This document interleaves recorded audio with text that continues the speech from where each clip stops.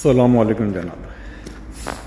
بات یہ ہے کہ اگر کسی کو جب پتہ چل جائے کسی انسان کو کہ مجھے جو ہے یہ سزا ملے گی مرنے کے بعد، تو وہ نیک اعمال کرنا شروع کر دے گا.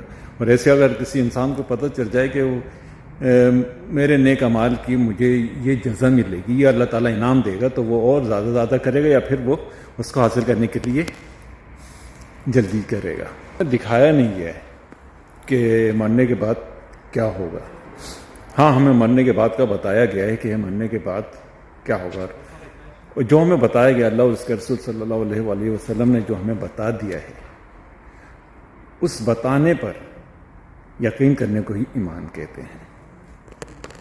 دنیا والوں کو مرنے کا خوف اس لیے بھی ہوتا ہے کہ ان کو دنیا کی رغبت بہت پڑ جاتی ہے. وہ دنیا کو ہی سب کچھ سمجھ لیتے ہیں.